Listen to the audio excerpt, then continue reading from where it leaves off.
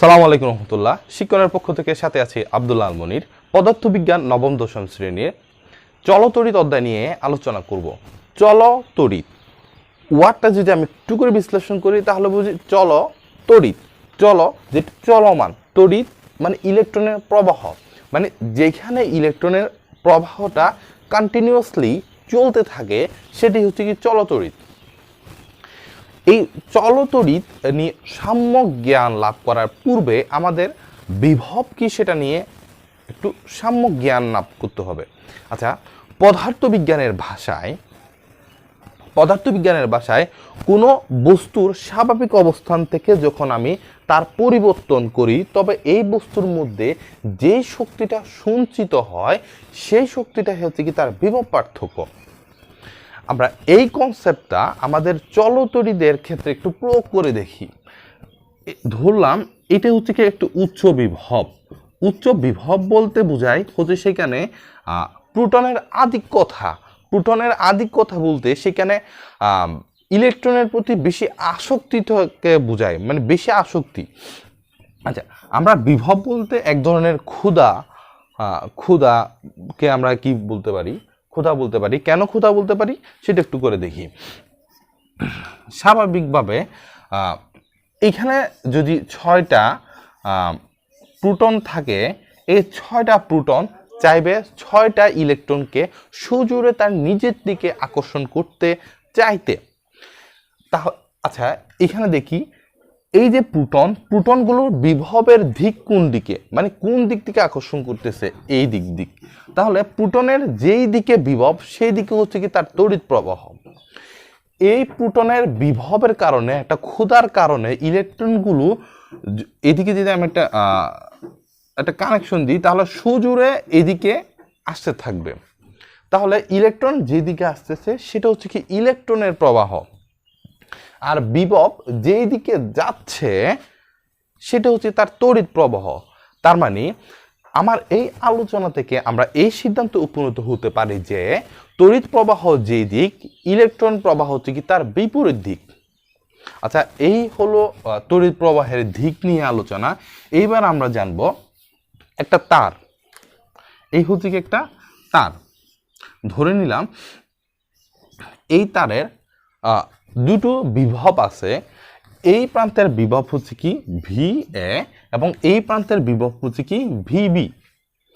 আমি যদি বিভব পার্থক্য বের করতে চাই তাহলে আমরা V = VA - VB লিখতে পারি। কোনো তারের মধ্যে বিভব পার্থক্য যত বেশি তার মধ্যে ইলেকট্রন প্রবাহ তত বেশি।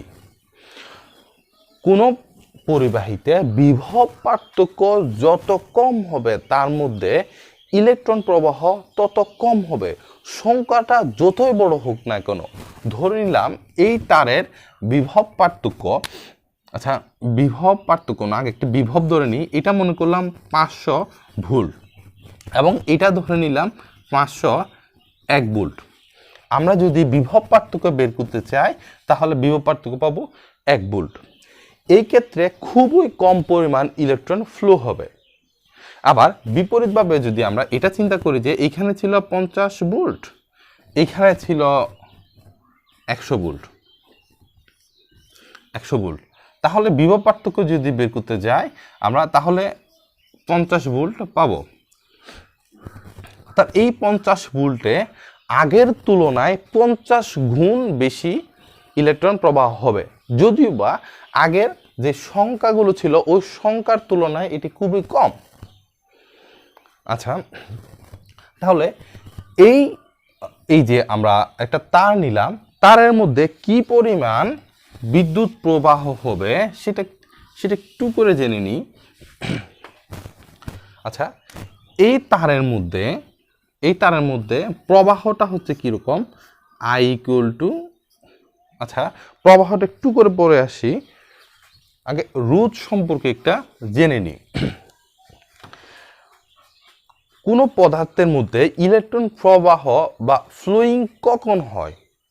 যখন কোনো মৌলের সর্বশেষ স্তরে সঞ্চারণশীল ইলেকট্রন থাকে, অর্থাৎ মুক্ত ইলেকট্রন থাকে বা যুজ্যতা ইলেকট্রন থাকে, যেই ইলেকট্রনগুলো এক জায়গা থেকে অন্য জায়গায় মুভমেন্ট করতে পারে, তখনই ইলেকট্রনগুলো সঞ্চার হয় তথা ইলেকট্রন প্রবাহ বা তড়িৎ প্রবাহ হয়। আমরা সোডিয়াম ক্লোরাইডের যখন আমরা পড়েছিলাম রসায়নে, তখন দেখেছিলাম সোডিয়ামের সর্বশেষ বহিঃস্তরে একটা ইলেকট্রন আছে এবং ক্লোরিনের সর্বশেষ বহিঃস্তরে 7টা ইলেকট্রন আছে। এই শেষের যে যুজ্যতা ইলেকট্রনগুলো আছে, ওই যুজ্যতা ইলেকট্রনের কারণেই কিন্তু তারা একটা রাসায়নিক বন্ড করেছিল। এখানে যেহেতু আমরা একটা তার নিব, তারের মধ্যে এক ধরনের উপকরণই আছে, যেমন কপার একটা তার নিলাম, সেখানে কপার শুধু কপারই আছে। যে তামার একটা তার নিই, সেখানে তামাই আছে। তার মানে ওইখানে এক ধরনেরই আছে, কণা আছে। এখানে মনে করলাম এটা একটা তামার তার, তাহলে এখানে অসংখ্য কণা দিয়ে এই তারটা, অসংখ্য পরমাণু দিয়ে এই তারটা গঠিত হয়েছে। আচ্ছা, ওই প্রত্যেকটা ইলেকট্রন আছে, এই ইলেকট্রন আছে, অসংখ্য ইলেকট্রন আছে, কোটি কোটি ইলেকট্রন আছে। এই আমি যখন এই তারের দুই প্রান্তের বিভব পার্থক্য দিব, এই বিভব পার্থক্যের কারণে ইলেকট্রনগুলো একজন আরেকজনকে বিকর্ষণের ফলে যে কোনো একটা দিকে ফ্লুইং হবে। এই যে ইলেকট্রনগুলো একজন আরেকজনকে ধাক্কা দিবে, ধরা যাক এই ইলেকট্রনটা এইদিকে আসলো, আবার এদিকে আসলো, এদিকে আসলো। এই যে ধাক্কা দিবে, অর্থাৎ তাদের মধ্যে যে সংঘর্ষ হবে, এই সংঘর্ষের ফলে তাদের শক্তির কিছুটা ক্ষয় হয়। এই যে তাদের বাধাগ্রস্ত হচ্ছে, তাদের ক্ষয় হচ্ছে কি, এই কনসেপ্টটা হচ্ছে কি রোধ। অর্থাৎ রোধ কাকে যদি বলে, আমরা এটা বলতে পারবো যে কোনো পরিবাহীর যে ধর্মের জন্য তার ইলেকট্রন প্রবাহে বাধাগ্রস্ত হয় তাকে রোধ বলে। রোধের বিপরীত বিষয়টা হচ্ছে কি পরিবাহিকত্ব। তার মানে একটা পরিবাহিকত্ব বলতে বোঝায় কি, একক দৈর্ঘ্য এবং একক প্রস্থচ্ছেদের ক্ষেত্রফলের মধ্য দিয়ে যদি 1 অ্যাম্পিয়ার যদি ইলেকট্রিসিটি যায়, তড়িৎ প্রবাহিত হয়, তবে তাকে পরিবাহিকতা বলে। আচ্ছা, পরিবাহিকতা সম্পর্কে আমরা পরে আলোচনা করতেছি, এটা রোধ নিয়ে বলেছিলাম আমরা। আচ্ছা, রোধের কিছু নির্ভরশীলতা আছে, নির্ভরশীলতা একটু আমরা পরে জানতেছি। আমরা যেহেতু এটা পড়েছি, আচ্ছা এইখান থেকে আমরা যেই পরিবাহী, অপরিবাহী, অর্ধপরিবাহী আছে, এগুলো একটু আলোচনা করে নিই। পরিবাহী বলতে কি বোঝায়? পরিবাহী বলতে বোঝায় যে কোনো কিছু একটা যেখানে পর্যাপ্ত পরিমাণ মুক্ত ইলেকট্রন বা সঞ্চারণশীল ইলেকট্রন থাকে, বা অন্যভাবে বলতে পারি এখানে সহজেই ইলেকট্রন প্রবাহিত হইতে পারে, তাদেরকে পরিবাহী পদার্থ বলে। কোনো কিছুর মধ্য দিয়ে যদি সহজে ইলেকট্রন প্রবাহিত হইতে না পারে তথা মুক্ত ইলেকট্রন তেমন একটা না থাকে, তবে তাকে অপরিবাহী পদার্থ বলে। যদি কোনো পদার্থ যদি এমন হয় যে তার মধ্যে সময়ে সময়ে ইলেকট্রন প্রবাহিত হয়, আবার সময়ে সময়ে ইলেকট্রন প্রবাহ হয় না, তারা হচ্ছে কি অর্ধপরিবাহী বা সেমিকন্ডাক্টর। এদেরকে যদি আমরা যথেষ্ট পরিমাণ নিয়ামক দিতে পারি, তাহলে এরা ইলেকট্রন প্রবাহিত হইতে শুরু করে। যেমন কয়েকটা উদাহরণ বলা যাক, যেমন জার্মানিয়াম, সিলিকন ইত্যাদি ইত্যাদি ইত্যাদি। আচ্ছা, আমরা তাহলে তড়িৎ প্রবাহের দিক, বিভব, পরিবাহী, অপরিবাহী, অর্ধপরিবাহী এগুলো সম্পর্কে জানলাম। এখন আসবো ওহমের সূত্র। আচ্ছা, এই যে একটা পরিবাহীর যে বিভব পার্থক্য এবং তার মধ্যে যে রোধ আছে, এই দুইয়ের মধ্যে সম্পর্ক করে ওহম সাহেব আমাদের একটি সূত্র প্রদান করেছেন। এই চলতড়িতের ক্ষেত্রে ওহমের সূত্রটি হচ্ছে যুগান্তরীণ একটি সূত্র। আচ্ছা, দেখিনি ওহম সাহেব আমাদের কি সূত্র প্রদান করেছেন। এটা যদি একটা তার ধরে নিই, এই তার ধরে নিই, তারের মধ্যে ইলেকট্রন প্রবাহ হচ্ছে কি আই। ওহম সাহেব বলেছেন কোন একটা পরিবাহীর দুই প্রান্তের বিভব পার্থক্য যত, তার মধ্যে ইলেকট্রন ফ্লুইং তার সমানুপাতিক।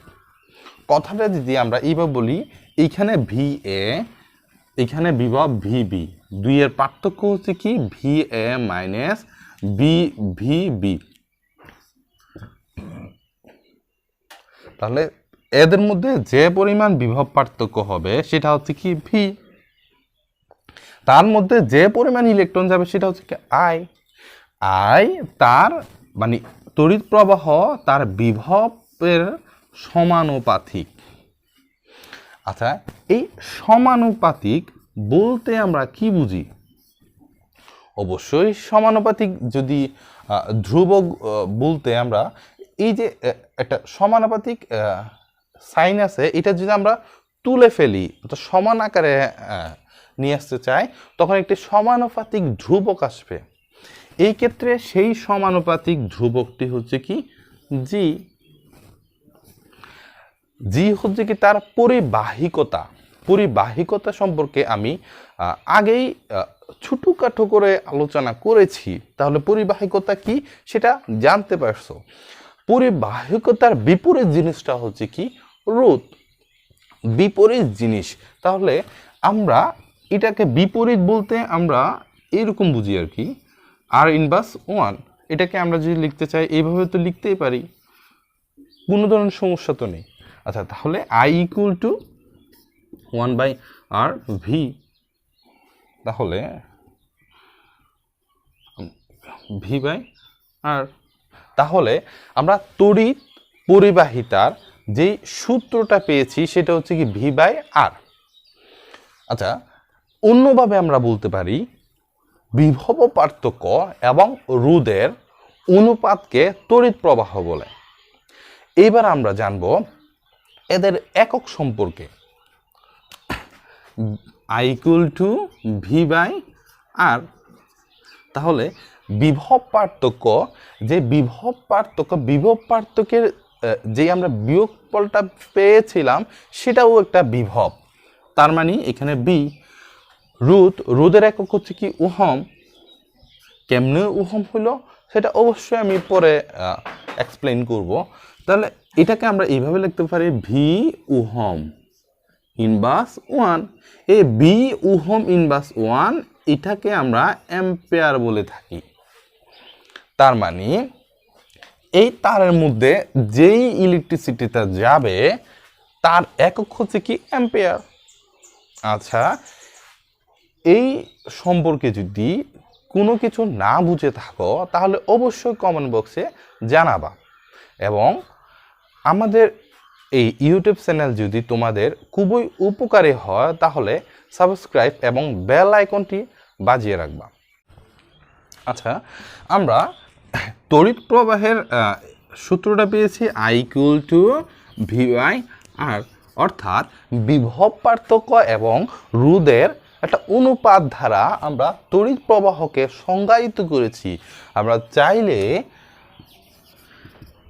R equal to v/I লিখতে পারি, তাতে নেহাত কোনো সমস্যা জটে না। আচ্ছা দেখি তাহলে এই যে আর মানেটা কি? আর মানে হচ্ছে কি রোধ।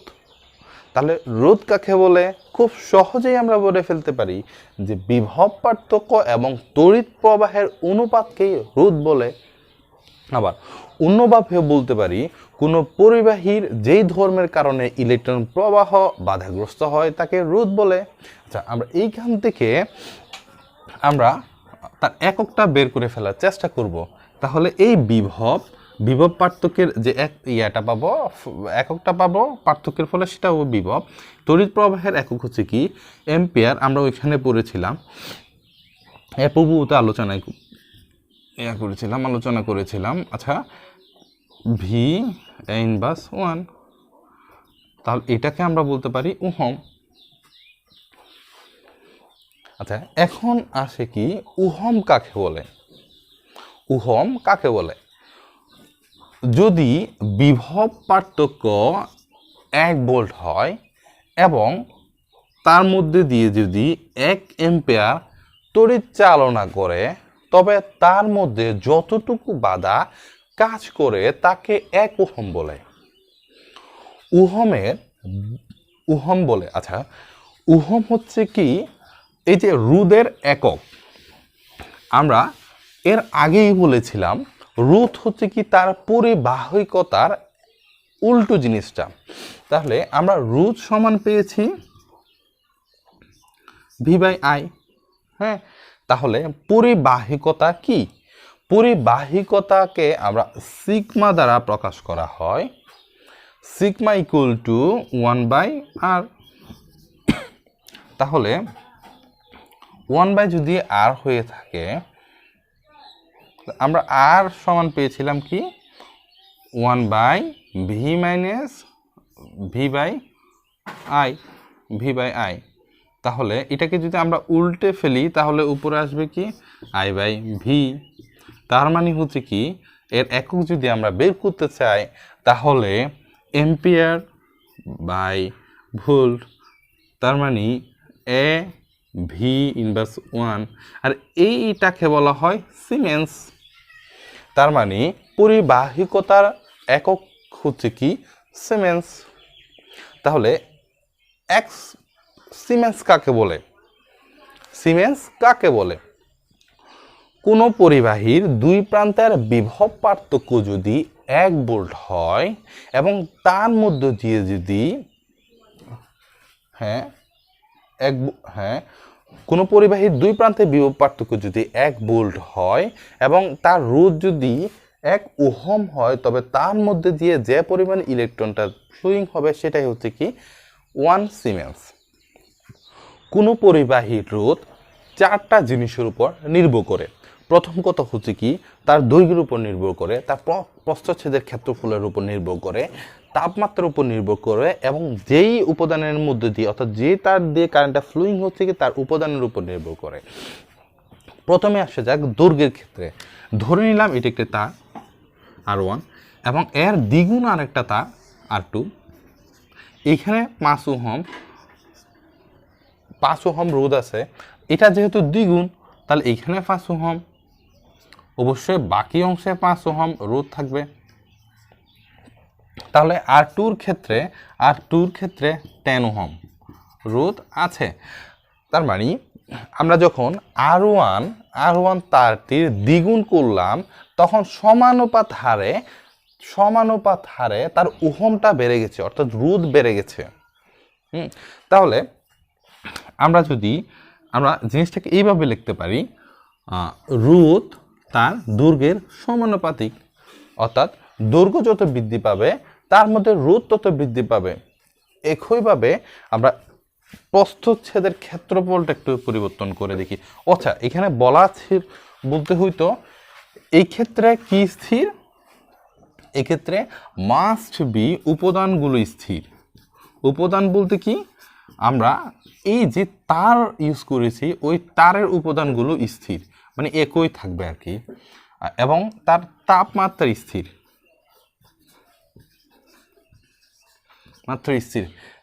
আচ্ছা, এখানে প্রথম ক্ষেত্রে এখানে কি স্থির ছিল?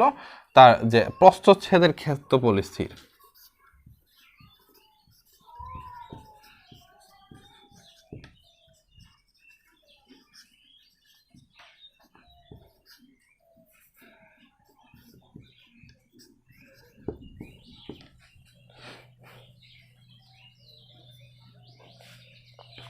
দ্বিতীয় ক্ষেত্রে আমরা বলেছিলাম তার প্রস্থচ্ছেদের ক্ষেত্রফলের উপর নির্ভরশীল। এই তারটিতে প্রথম ক্ষেত্রে R1, এই তারটিতে এতটুকু স্থানে ধরে নিলাম এটি হচ্ছে কি 1 মিটার, 1 মিটার। এই 1 মিটারের মধ্যে 5 ওহম রোধ ছিল। এটাকে যখন আমি প্রস্থচ্ছেদ বাড়িয়ে ফেলবো তখন প্রস্থচ্ছেদের সাথে সাথে তার মধ্যে রোধ বৃদ্ধি পাওয়ার কথা, কিন্তু সে রোধ তো বৃদ্ধি পায়নি। তার মানে আগে যেই রোধ ছিল তার সাপেক্ষে রোধ হ্রাস পাচ্ছে মানে হচ্ছে কি, তার মানে রোধ কি হচ্ছে, প্রস্থচ্ছেদের ক্ষেত্রফল যত বড় হচ্ছে তত রোধ হ্রাস পাচ্ছে। বা জিনিসটা অন্যভাবে বলতে পারি, রোধ যখন হ্রাস পায় তখন তার প্রস্থচ্ছেদের ক্ষেত্রফল বেড়ে যায়। তাহলে এটা যদি R2 হয়, এটা যদি R2 হয়, R2তে যদি আমি এতটুকু একটা নিই, তার নিই, আসলে এতটুকু তার নেওয়াটা প্রায় আমাদের বাস্তবিক জীবনে অসম্ভব, উদাহরণের ক্ষেত্রে বললাম আর কি, জাস্ট মনে করা। এটা যদি R2 হয়, তাহলে R2 এর ক্ষেত্রে প্রস্থচ্ছেদ যত আমি বাড়াবো তার মধ্যে রোধ তত কমে যাবে। আচ্ছা, আমি যখন কোন একটা তার, যখন আমি তাকে তাপমাত্রা প্রদান করব, তখন তার উপাদানের যে রোধ আছে ওই রোধগুলো বৃদ্ধি পাবে। আবার যখন তাপ আমি শুষে নেব বা তাপ নিয়ে ফেলার চেষ্টা করব, তখন তার মধ্যে তড়িৎ পরিবাহিতা কমে যায়। আচ্ছা, কোনো পদার্থের মধ্য দিয়ে ইলেকট্রন কিভাবে ফ্লো হবে সেটা পুরোপুরি নির্ভর করে ওই যে তারের উপাদান ছিল তার উপর। উপাদানের মধ্যে যদি ইলেকট্রন তথা মুক্ত ইলেকট্রন যদি বেশি থাকে, তার মধ্যে সহজে ইলেকট্রন ফ্লো হইতে পারে। এবং যদি কম মুক্ত ইলেকট্রন থাকে বা কম সঞ্চারণশীল ইলেকট্রন থাকে, তবে তার মধ্যে দিয়ে কম ইলেকট্রন সঞ্চারিত হইতে পারে, তার মানে তড়িৎ প্রবাহ কম হইতে পারে। আচ্ছা, আমরা এইবার জানলাম রোধের যে নির্ভরশীলতা সেগুলা। এবার আমরা আপেক্ষিক রোধ সম্পর্কে জানব।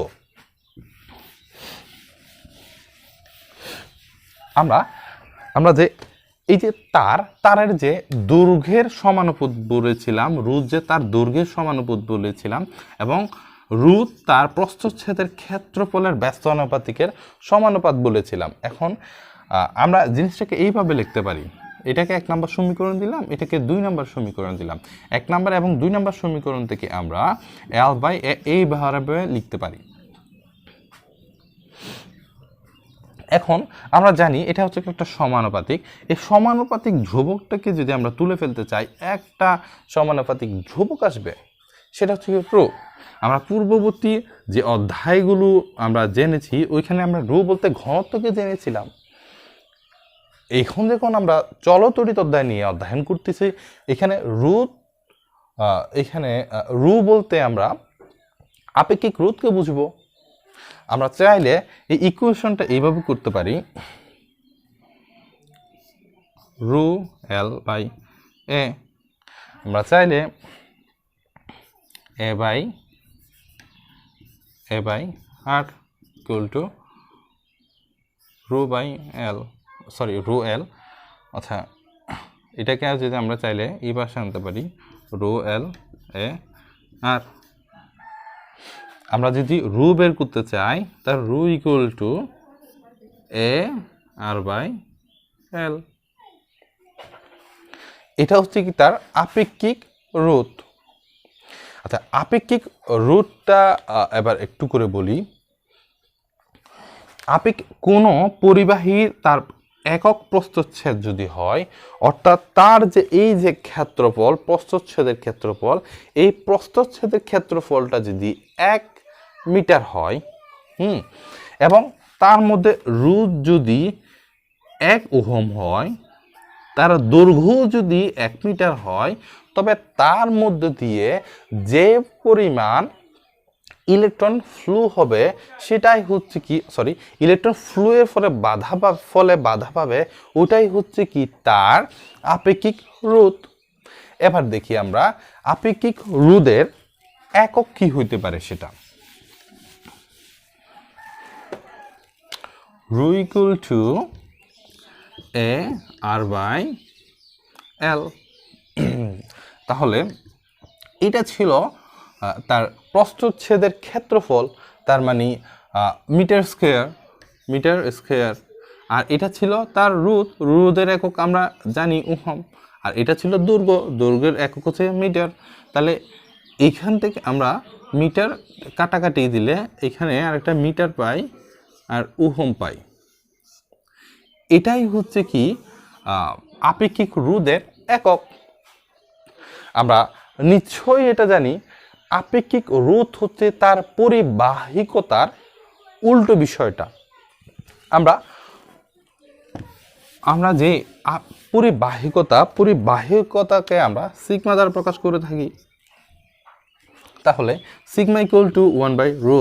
আমরা রো সমান কি পেয়েছিলাম, বা রো সমান পেয়েছিলাম এ আর বাই 1/L। তাহলে এটাকে যদি আমরা উল্টে ফেলি, অর্থাৎ এল এটা যদি উপরে যায়, ভাগাকারে আছে সেজন্য উপরে গেছে এ আর, তাহলে আমরা কিভাবে পাই এল মানে দৈর্ঘ্য পরিমাপের একক হচ্ছে মিটার, ক্ষেত্রফল পরিমাপের একক মিটার স্কয়ার, আর এটা হচ্ছে কি রোধ ওহম, তার মানে এটা এম, তার মানে মিটার ওহম উপরে ভাগন। চাইলে এটাকে আমরা এইভাবে লিখতে পারি মিটার ওহম ইনভার্স 1। তার মানে কি, তার মানে হচ্ছে কি রোধের ক্ষেত্রে আমরা লিখেছিলাম মিটার ওহম, আর পরিবাহিকতার ক্ষেত্রে তার উল্টো বিষয়টা, তার মানে মিটার ওহম ইনভার্স 1। এই ছিল আমাদের রোধের নির্ভরশীলতা পরিবাহী। আচ্ছা, এই পরিবাহীর যে একক সেটা কি সিমেন্স বলা হয়, সঙ্গত হোক অসঙ্গত হোক, আমার মনে ছিল না সিমেন্স সেটা বলতে, সিমেন্স কাকে বলে সেটা বলতেছি। আচ্ছা, কোনো পরিবাহীর দৈর্ঘ্য যদি 1 মিটার হয়, 1 মিটার হয়, তবে তার প্রস্থচ্ছেদের ক্ষেত্রফল যদি 1 মিটার হয় এবং তার মধ্যে যদি 1 ওহম রোধ থাকে, তবে তার মধ্যে দিয়ে যে পরিমাণ ইলেকট্রন ফ্লো হইতে পারে তাই হচ্ছে কি সিমেন্সের একক হচ্ছে কি মিটার, ফাই হোল ইনভার্স 1। আচ্ছা, আমার পূর্ববর্তী আলোচনা থেকে তোমরা এটা অনুভব করতে পেরেছিলে যে একটা তারের মধ্যেই যে তার বাধা দেওয়ার যে একটা প্রবণতা সেটি আছে, তার মানে তার মধ্যে রোধ আছে। যে কোনো একটা পরিবাহীর মধ্যে আগে থেকে একটা রোধ থাকে। আমাদের বিভিন্ন ধরনের কাজে বিভিন্ন ধরনের রোধের প্রয়োজন হয়, তাই আমরা বিভিন্ন ধরনের রোধ ইউজ করে থাকি। এই রোধের মানগুলো যদি ফিক্সড করা থাকে তবে তাকে রোধক বলে। আমরা দুই ধরনের রোধক দেখতে পাই, একটা স্থির মানের রোধক, একটা পরবর্তী রোধক। আচ্ছা, স্থির মানের রোধ বলতে আমরা কি বুঝি? যেখানে রোধগুলো ফিক্সড করা বলতে কীরকম, ধরে নিলাম এটা একটা মোবাইল, এখানে আমরা চার্জ দিচ্ছি। এই চার্জে এই মোবাইলটা সর্বোচ্চ 5 ভোল্ট পর্যন্ত নিতে পারে মনে করলাম, কিন্তু দেখা যাচ্ছে কি আমার এই তার দিয়ে 12 ভোল্ট বিদ্যুৎ প্রবাহিত হচ্ছে। যদি 12 ভোল্ট যদি বিদ্যুৎ প্রবাহ যদি এই মোবাইলের সার্কিটের মধ্যে ঢুকে, তাহলে মোবাইলটা নিশ্চয়ই বিস্ফোরিত হবে। তাহলে এই বিস্ফোরণের হাত থেকে আমরা বাঁচার জন্য এইখানে একটা নির্দিষ্ট মানের একটা রোধ বা স্থির মানের একটা রোধ আমরা বসিয়ে দিই। স্থির মানের রোধের কাজটা হচ্ছে কি, এখান থেকে যেই পরিমাণ ইলেকট্রন আসুক না কেন, সে তার যতটুকু সার্কিটে নিতে পারবে শুধুমাত্র ততটুকু সাপ্লাই করবে। তার মানে 12 ভোল্ট আসুক বা 100 ভোল্ট আসুক, ডাজন্ট ম্যাটার, এর মধ্যে ইলেকট্রন ঢুকবে 5 ভোল্ট। এটা হচ্ছে স্থির মানের রোধক। এবার পরবর্তী রোধক হচ্ছে কি এমন একটা রোধক যেখানে একটা রেঞ্জ ধরে দেওয়া থাকে, বলা হবে ধরা যাক 5 ভোল্ট থেকে 50 ভোল্ট। এই 5 ভোল্ট থেকে 50 ভোল্টের মধ্যে সে তার প্রয়োজন মাফিক সে বাড়তে কিংবা কমতে পারে। আমরা ল্যাবরেটরির বিভিন্ন কাজে এই পরবর্তী রোধকগুলো আমরা ব্যবহার করে থাকি, এগুলোকে আমরা রিওস্ট্যাট নামেও পরিচিত। আচ্ছা, এবার আসা যাক তড়িৎ চালক শক্তির ক্ষেত্রে। কোনো একটি বর্তনীর একক ধনাত্মক আধানকে তার সম্পূর্ণ বর্তনী ঘুরিয়ে আবার ওই বিন্দুতে আনতে যে পরিমাণ শক্তির প্রয়োজন হয় তাকে তড়িৎ চালক শক্তি বলে। ধরা যাক আর রোধ বিশিষ্ট একটি বর্তনী, যেখানে এটি হচ্ছে কি কোষ এবং এটি হচ্ছে কি তার চাবি। এটি হচ্ছে তার ধন প্রান্ত, এটি হচ্ছে ঋণ প্রান্ত। আমি যদি এই ধন প্রান্তকে তার সম্পূর্ণ বর্তনী ঘুরিয়ে আবার এই বিন্দুতে আনতে চাই, তবে তাই হচ্ছে কি তার তড়িৎ চালক শক্তি। এখন আমরা জানি ইলেকট্রনকে যখন আমরা ফ্লোয়িং করব তখন তার মধ্যে একটা বিভব পার্থক্য প্রয়োজন। এই ক্ষেত্রে যখন আমি প্রোটনকে এ হতে বি ঘুরিয়ে বিতে আনবো, এই বি বিন্দুতে আনবো, অর্থাৎ প্রোটন এই একক ধনাত্মক প্রোটনকে ঘুরিয়ে আমি বি বিন্দুতে আনবো, এই এতটুকু যে বিভব পার্থক্য তাকে V1 দ্বারা আমরা চিহ্নিত করি এবং এই বি হতে এতে ইলেকট্রন আনতে যে বিভব তাকে আমরা B2 দ্বারা সংজ্ঞায়িত করি। তবে মোট তড়িৎ চালক শক্তি বা electromotive force equal to V1 plus B2। এই V1 এটা হচ্ছে কি তার পুরা তারের মধ্য দিয়ে একক ধনাত্মক আধানকে আনতে যে বিভব প্রয়োজন হয়েছিল সেই বিভব। এই V2 হচ্ছে কি কোষের অভ্যন্তরীণ যে বিভব ছিল সেই বিভব। আমরা কোষের মধ্যে যে বিভব ছিল এই বিভবের মধ্যে একটা রোধ থাকে, সেই রোধকে আমরা স্মল লেটারের R দ্বারা প্রকাশ করব। তাহলে এই ক্ষেত্রে ইলেকট্রন I R1, আচ্ছা R1 দেওয়ার দরকার নাই, এবং এই ক্ষেত্রে I R।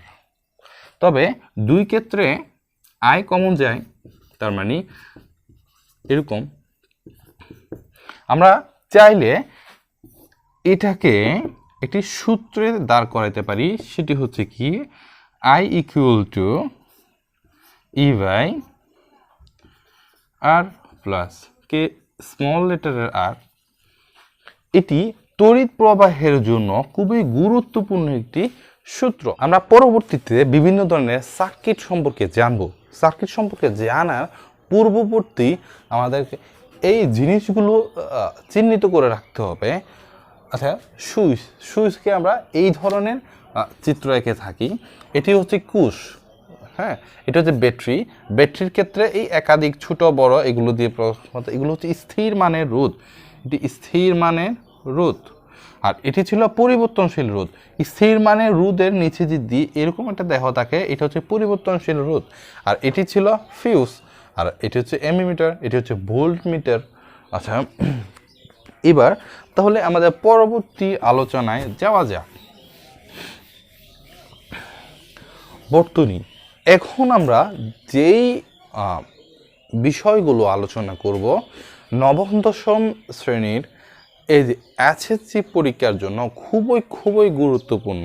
বর্তনীগুলোকে এমন লিখতে পারি, একটা হচ্ছে কি তার শ্রেণী বর্তনী, একটা হচ্ছে সমান্তরাল বর্তনী। শ্রেণী বর্তনীগুলো হচ্ছে কি এরকম, আমরা বিয়ে বাড়িতে যেই বর্তনীগুলো দেখতে পাই, অর্থাৎ যে লাইটিং সেট আপগুলো দেখতে পাই, সেগুলো হচ্ছে অনেকটা এরকম এরকম এরকম। তার মানে একটা ভালভের এক প্রান্ত আরেকটা বাল্বের অপর প্রান্তে সংযুক্ত হয়, এই বাল্ব আরেকটা বাল্বের সাথে সংযুক্ত হয়। তাহলে দেখা যাক ভাল্ব জ্বলে কিভাবে। এই হচ্ছে কি একটা ভাল্ব, এই হচ্ছে কি একটা ভাল্ব। ভাল্বের মধ্যে এই যে টাংস্টেন তারগুলো থাকে, এই টাংস্টেন তারগুলো থাকে। ইলেকট্রন এইদিকে ঢুকে এইদিকে যায়, এইখানে হচ্ছে কি এগুলো হচ্ছে খুবই রোধ বিশিষ্ট, এখানে খুবই রোধ বিশিষ্ট। এই রোধের মধ্যে যখন ইলেকট্রন যেতে চায়, তখন এই টাংস্টেন তারগুলো তার মধ্যে একটা বাধা দেয়। বাধা দেওয়ার ফলে তাদের মধ্যে একটা সংঘর্ষ হয়। ওই সংঘর্ষ থেকে আলো এবং তাপ উৎপন্ন হয়। তার মানে যখন আমরা এই ধরনের শ্রেণীবর্তনী দিই, প্রথম ক্ষেত্রে আমি এক ধরনের ইলেকট্রিসিটি পেয়েছি, আমি এক ধরনের ইলেকট্রিসিটি কিংবা 1 এম্পিয়ার বলো 10 এম্পিয়ার বলো, যে কোনো একটা ইলেকট্রিসিটি পেয়েছি। এই ইলেকট্রিসিটিটা পাস করার পরে এর পরবর্তী স্টেপে যাই, এই পরবর্তীটা ফুলফিল করার পরে এই স্টেপে যাই। কোনো কারণে যদি এই ভাল্বটা নষ্ট হয়ে যায়, শ্রেণীবর্তনীর ক্ষেত্রে বলতেছি, যদি এই ভাল্বটা নষ্ট হয়ে যায়, তাহলে এর পরবর্তী যে ভাল্বগুলো আছে সেগুলো আর জ্বলবে না। আচ্ছা, আমরা এখন শ্রেণী বর্তনী সম্পর্কে জেনেছি, এবার জানবো আমরা সমান্তরাল বর্তনী নিয়ে। যদি কোনো বর্তনী যদি এমন হয় যে তার উপাদানের সাধারণ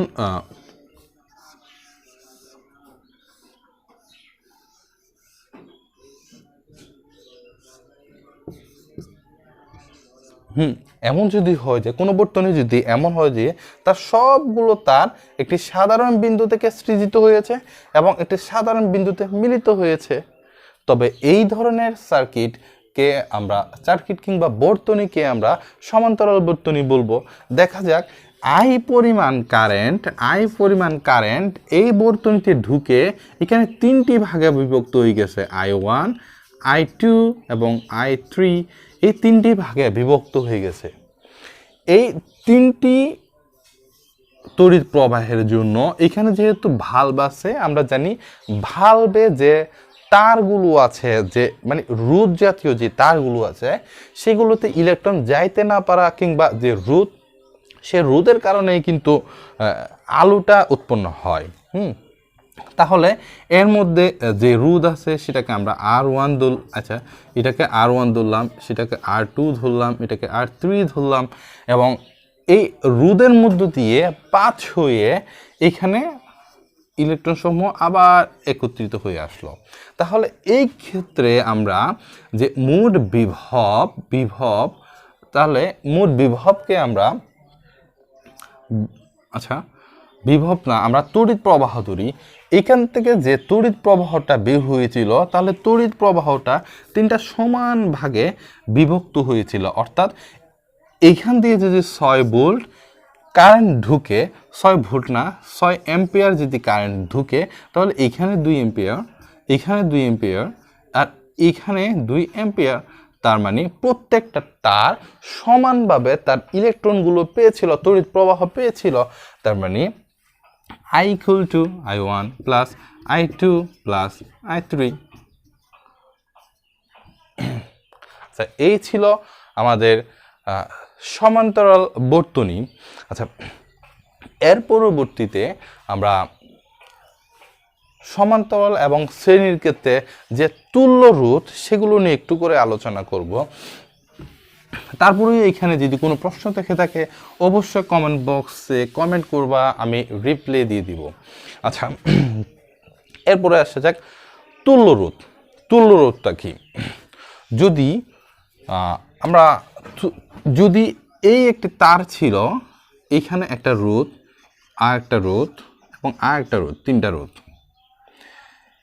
এই রোধকে R1, এতটুকু রোধ এটাকে R2 এবং এইটুকুনি রোধ এটাকে আমরা R3 বলতে পারি। এইখানে এই R1 রোধের মধ্যে ইলেকট্রিসিটি পাস করে যেই ইলেকট্রিসিটিগুলো থাকবে, ওই ইলেকট্রিসিটিগুলো R2-তে পাস হবে, এবং R2-তে যে ইলেকট্রিসিটিগুলো ছিল ওই ইলেকট্রিসিটিগুলো পাস হয়ে R3-তে যাবে। তবে 1-এর জন্য বিভব হচ্ছে কি V1, মানে এই দুটার বিভব হচ্ছে কি V1, এই বিভব হচ্ছে কি R2-র জন্য বিভব হচ্ছে কি V2, এবং R3-র জন্য বিভব হচ্ছে কি V3। তার মানে আমরা বলতে পারি R1 বিভবের জন্য, R1 রোধের জন্য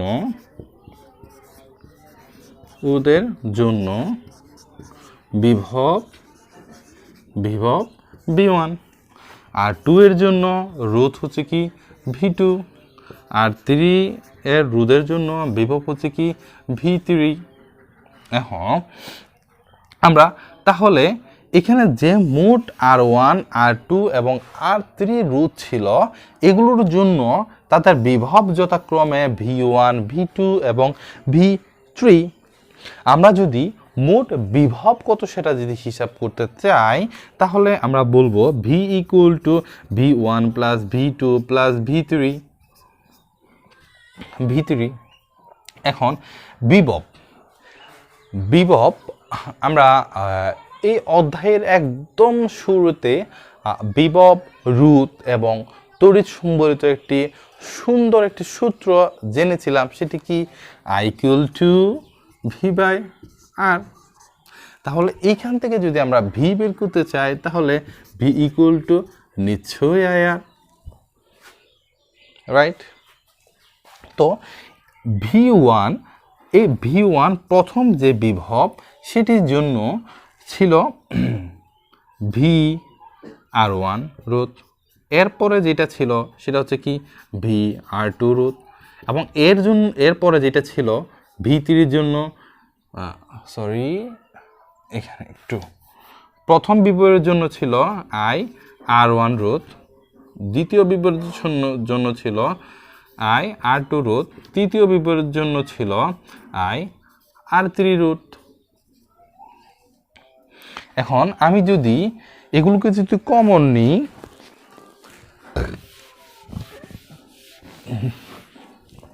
এখানে প্রত্যেক ক্ষেত্রে আই কমন যায়, তাহলে আর ওয়ান প্লাস আর টু প্লাস আর থ্রি, এই পাশে ছিল বি। আচ্ছা, তুল্য রোধ কাকে বলে? যখন আমরা একাধিক মানে আমাদের কাজের প্রয়োজনে আমি একাধিক রোধ ইউজ করি, এই একাধিক রোধগুলোর পরিবর্তে যদি আমরা একটা রোধ ইউজ করি তবে তাকে তুল্য রোধ বলে। আমার যদি 6 ওহম যদি রোধ ব্যবহার করতে হয়, 2 ওহম 2 ওহম 2 ওহম, তিনটা 2 ওহম 2 ওহম রোধ ব্যবহার না করে আমরা যদি একটা মাত্র রোধ ব্যবহার করি যেটার রোধ হচ্ছে কি 6 ওহম, তবে তাকে তুল্য রোধ বলে। তাহলে এইখানে দেখতে পাচ্ছি আমরা এই যে শ্রেণী বর্তনী, এই শ্রেণীর বর্তনী ক্ষেত্রে একটা দুইটা তিনটা রোধ আমরা স্থাপন করেছি। আমরা যখন এখন তুল্য রোধের হিসাব করতেছি সেই জন্য আমরা এই তিনটা রোধের পরিবর্তে আমরা একটি মাত্র রোধ ব্যবহার করব, আর একটা মাত্র রোধ ব্যবহার করব। তাহলে আমাদের যে তুল্য রোধ হচ্ছে কি আই আর এস। তাহলে আমরা এইখানে এই ভি এর জায়গায় আর এসটা একটু বসাই দিই, আই আর এস। তাহলে আমরা দেখতে পাচ্ছি কি উভয় পক্ষে আই কাটাকাটি যায়, সুতরাং R S equal to R one R two এবং আর থ্রি। এই ছিল আমাদের তুল্য রোধ, শ্রেণী বর্তনীর ক্ষেত্রে তুল্য রোধ। এবার আসবো আমরা সমান্তরাল বর্তনীর ক্ষেত্রে তুল্য রোধ। ধরে নিলাম এটি একটি তড়িৎ প্রবাহ যার সাধারণ বিন্দু হচ্ছে কি এ, এইখান থেকে তিনটি বর্তনী বের হলো, এই তিনটি বর্তনী রোধ এটি হচ্ছে কি আর ওয়ান, এটির রোধ হচ্ছে কি আর টু এবং ইহার রোধ হচ্ছে কি আর থ্রি, এবং তারা আবার একটি বিন্দুতে মিলিত হইল, সেই সাধারণ বিন্দুটা হচ্ছে কি বি। তবে এই ক্ষেত্রে যে ইলেকট্রনটা ছিল, যে ইলেকট্রন প্রবাহগুলো ছিল সেগুলো সমানভাবে ভাগ হয়ে গেছে তিনটা তারের মধ্যে। মানে এই আর ওয়ান তারের জন্য যে বিভবটা ছিল সেটা হচ্ছে কি বি ওয়ান, এবং এইখান দিয়ে যে ইলেকট্রনগুলো প্রবাহিত হচ্ছিল সেগুলো হচ্ছে আই ওয়ান। এর মধ্যে যে তড়িৎ প্রবাহগুলো হচ্ছে সেগুলো হচ্ছে কি আই টু, এখানের মধ্যে যে তড়িৎ প্রবাহ হচ্ছে সেগুলো হচ্ছে কি আই থ্রি। তার মানে এ এবং বি এই দুই বিভব পার্থক্যের জন্য এইখান দিয়ে আর ওয়ান রোধের মধ্য দিয়ে ভি ওয়ান পরিমাণ কারেন্ট যায়, আর টু রোধের জন্য ভি আই টু পরিমাণ কারেন্ট যায়, আর থ্রি রোধের জন্য এখানে আই থ্রি পরিমাণ কারেন্ট যায়। যদি এখানে আমরা মোট কারেন্টগুলো যদি কি করতে চাই, হিসাব করতে চাই, তাহলে I equal to I one I two plus I three হবে। তাহলে আমাদের আই থ্রি হবে, আমরা ইয়ার সমান কি জেনেছিলাম, তড়িৎ প্রবাহ জেনেছিলাম আমরা I equal to V by R. তাহলে V R one plus V R two plus V R 3।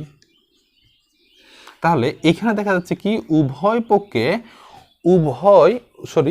পক্ষে না, আসলে সবগুলো উপাদানের ক্ষেত্রে ভি কমন আছে।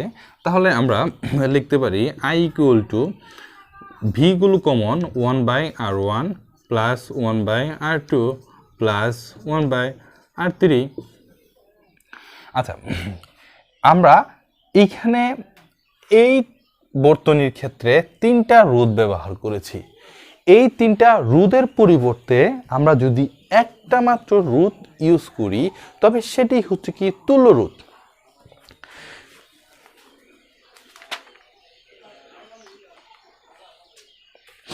এখানে আমরা একটি তুল্য রোধ ইউজ করব, আর এখানে সেই তুল্য রোধটা হচ্ছে কি ভি বাই আর পি। তাহলে এখানে সেই তুল্য রোধটা একটু বসিয়ে দেখি। এই তুল্য রোধটা বসাইলে কি হয়, ভি বাই আর পি। এখন দেখা যায় কি এইখানেও ভি আছে, মানে বিভব পার্থক্য এখানে ভি আছে। এটা যদি আমরা কাটাকাটি দিই তাহলে আমরা পাই কি R P equal to 1/r1 plus 1/r2 plus 1/r3। এই ছিল সেই যে সমান্তরাল বর্তনীর ক্ষেত্রে যে তুল্য রোধ তার সমীকরণ। ধরা যাক আর রোধ মান বিশিষ্ট একটি তারের দুটি প্রান্ত এ এবং বি, এদের বিভব পার্থক্য আমরা ভি দ্বারা প্রকাশ করলাম। এখন বিভব পার্থক্যের কারণে এ হতে বিতে যে পরিমাণ ইলেকট্রন বা চার্জ যায় সেই চার্জ হচ্ছে কি কিউ। এখন এ হতে বিতে যাইতে যে পরিমাণ কাজ করেছে সেই সূত্র যদি আমরা বের করতে চাই তাহলে W equal to V Q, এই সূত্রটা আমরা লিখতে পারি। তাহলে এই কিউ মানে হচ্ছে কি চার্জ। আমরা তড়িৎ প্রবাহ আই ইকুয়াল টু পড়েছিলাম কিউ বাই টি, তার মানে তড়িৎ প্রবাহ হচ্ছে কি একক সময়ে যে পরিমাণ চার্জ যায় সেটাই হচ্ছে তার তড়িৎ প্রবাহ। তাহলে এখান থেকে আমরা লিখতে পারি কিউ ইকুয়াল টু আইটি। তাহলে এখানে আমরা সূত্রটা এইভাবে লিখতে পারি V equal to I T. আবার আমরা জানি কি ভি, হ্যাঁ, I equal to V by R, তাহলে ভি ইকুয়াল টু আই আর।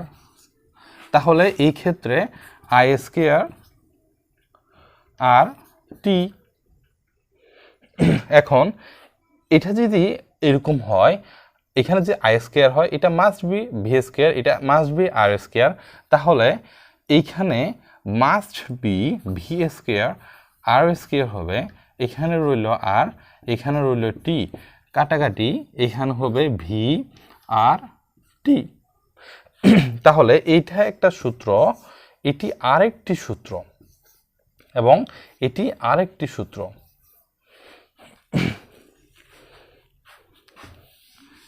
এবার আমরা যে ক্ষমতা বের করতে যাব, আমরা ক্ষমতা কি জানি, মানে সময় সাপেক্ষে কতটুকু কাজ করতে পেরেছে সেটাই হচ্ছে ক্ষমতা। আচ্ছা, তাহলে ক্ষমতাকে আমরা পি মানে পাওয়ার দ্বারা প্রকাশ করি, তাহলে P equal to W by T. অর্থাৎ সে সময় সাপেক্ষে কতটুকু কাজ করেছে, অর্থাৎ কতটুকু বিদ্যুতের ক্ষেত্রে তাদের বিভব পার্থক্যের কারণে কতটুকু শক্তি সে আলোক শক্তি কিংবা তাপ শক্তিতে পরিণত করেছে, তাই হচ্ছে কি মূলত ক্ষমতা। আচ্ছা, ক্ষমতার ক্ষেত্রে এখানে ডব্লিউ এর মান একবার এটা বসিয়ে দেখি, তাহলে ডব্লিউ আমি 3টা মান পেয়েছিলাম, 3টা সূত্র পেয়েছিলাম। তাহলে সেটা হচ্ছে কি বি আই টি, এখানে পেয়েছিলাম টি, টি কাটাকাটি, তার মানে ভি আই, এটি একটি সূত্র। যদি পি ইকুয়াল টু যদি আমি ডব্লিউ বাই টি হয়, তাহলে এখানে আমি আই স্কয়ার আর টি, এখানে টি কাটা, তার মানে আই স্কয়ার আর, এটি আরেকটি সূত্র। এবং পি ইকুয়াল টু যদি ডব্লিউ বাই টি হয়, এখানে আমরা ভি স্কয়ার আর টি বা টিতে কাটাকাটি, তাহলে ভি ইকুয়াল টু, আর এটি আরেকটি সূত্র। তাহলে এইখানে আমরা তিনটি সূত্র পেয়েছি, একটি সূত্র, দুইটি সূত্র, তিনটি, এখানে আমরা তিনটি সূত্র পেয়েছি। এগুলো